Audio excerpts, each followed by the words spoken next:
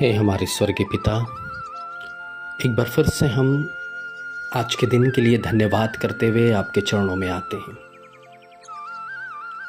आपने अपनी कृपा में हम सबों को एक और नया दिन दिखाकर मौका दिया है ताकि हम आप में सुसज्जित हो सकें, अपने उद्धार की बहुमूल्यता को समझ सकें, पाप के छुटकारे की अनुभूति को पा सकें और हम अपने जीवन में वचन की चेतावनी और उसके प्रकाशन को हम पा सकें। इसलिए प्रभु, हम आपको सर्वस्व सौंपते हैं। प्राण, आत्मा, शरीर, मन, विचार, कर्म, हमारा जो कुछ भी है प्रभु, हम आपको सौंप देते हैं। तो हम सबों का अधिकारी बन जा और जैसा आप चाहते हैं आज के दिन हमें इस्तेमाल करें। लेकिन उससे पहले प्रभु,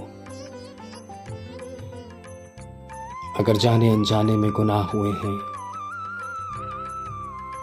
शब्दों से, विचारों से, बोलचाल, आंखों से, पिता हमें माफ कर, क्योंकि प्रभु हम सब कोई निर्बल प्राणी हैं और आपने स्वयं कहा है कि मनुष्य कमजोर है। इसलिए मैं सदा उनसे वाद विवाद ना करूंगा। हमारे जीवित परमेश्वर, इस बड़े अनुग्रह के लिए और विलंब से कोप करने के लिए आपको धन्यवाद प्रभु। हम आभार व्यक्त करते हैं कि हमारे मन, हृदय, आत्मा, प्राण को आपने इस योग्य बनाया है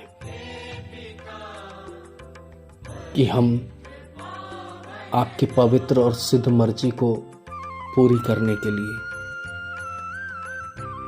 तत्पर रहते हैं।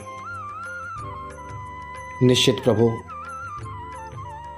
समस्याएं, घबराहट, चिंता, वेदना, नाना प्रकार की शारीरिक दुर्बलता,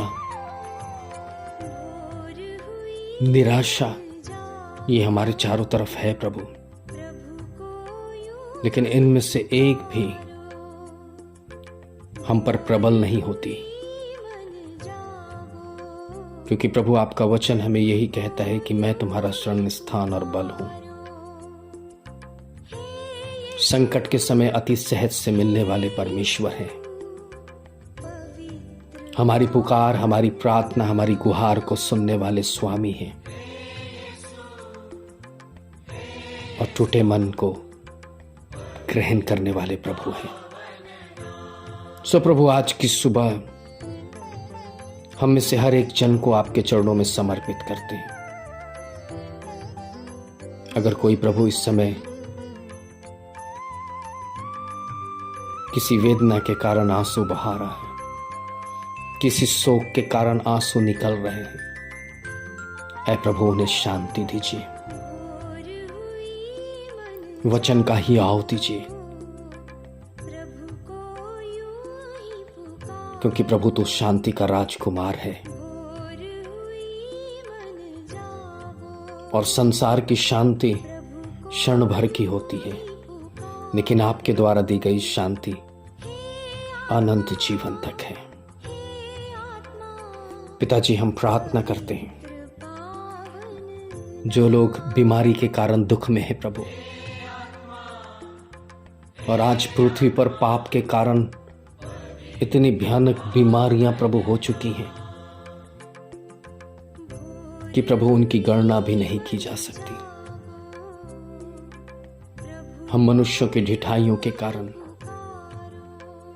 आपके वचन का पालन नहीं करने के कारण और अपवित्र जीवन जीने के कारण हम प्रतिदिन निर्बल पड़ते हैं। प्रतिदिन प्रभु रोग हम पर प्रहार करती है और हम असहज हो जाते हैं।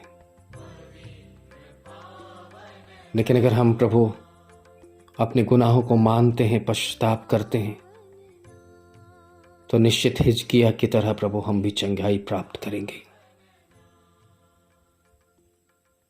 प्रभु जो बीमार ग्रस्त हैं, यहोवा रफा बनकर उन पर अपने हाथों को रख दीजिए स्वामी, ताकि वो अपनी बीमारियों से मुक्त होकर आपको धन्यवाद कह सके। प्रभु हम प्रार्थना करते हैं, जो लोग इस समय यात्रा में हैं, विभिन्न साधनों से यात्रा कर रहे हैं, प्रभु उन्हें कुशल क्षेम से अपने गंतव्य स्थान पहुंचने में और उनके चारों तरफ अपने दूतों को नियुक्त करके रखने में प्रभु सहायता पहुंचाइए। प्रभु बहुत सारे भाई बहन अपने रोजी रोजगार की दिशा में निकलेंगे, प्रभु आज उनके परिश्रम पर आशीष दीजिएगा, उनके कार्य क्षेत्र पर, उनके दैनिक जीवन के राशि उपार्जन पर प्रभु आशीष दीजिएगा। पिता जिनके सैलरी रुकी पड़ी है किसी कारण से, प्रभु उनके तनख्वाह को, उनकी सैलरी को उन्हें देना प्रभु, उपाय करना प्रभु, ताकि उनकी भी आर्थिक स्थिति सुदृढ़ हो सके। हम हर एक गरीब, अनाथ, विधवा, बेसहारा, लाचारों को प्रभु आपके पास लाते हैं, जिनके पास सुविधाएं नहीं हैं, जिनके पास खाने का एक वक्त का भोजन भी नहीं है, पहनने के लिए शायद वस्त्र भी ठीक से ना हो, रहने के लिए अपना खुद का घर भी ना हो, बड़ी बेबसी में प्रभु वो जीवित हैं। लेकिन प्रभु उनको भी सुसमाचार को सुनाने के लिए,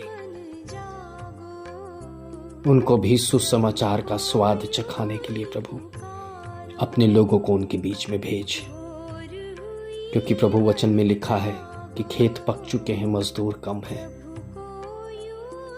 खेत के मालिक से प्रार्थना करो कि वो और मजदूरों को भेजे। पिताजी हम प्रार्थना करते हैं, हर एक बच्चों को, हर एक नवयुवक को आप अपनी सुधि में रखें, ज्ञान, बुद्धि, समझ से परिपूर्ण करें। हर एक बुजुर्ग प्रभु आपकी सुधि में बने रहे। और पिता तेरे दास दासी आज प्रभु बहुत आयत से इस्तेमाल हो और सुसमाचार का बीज प्रभु उपजाऊ हृदय के अंदर, यानी ग्रहण योग्य हृदय के अंदर प्रभु डाली जा सके। प्रभु दिन भर हम सबों के साथ होना और प्रभु हमें ये मौका देना प्रभु कि हम फिर से आपको धन्यवाद कह सकें। विनती को उद्धार करता, मुक्तिदाता प्रभु यीशु मसीह के नाम से मांगते हैं, दया से सुने और ग्रहण करें। आमीन।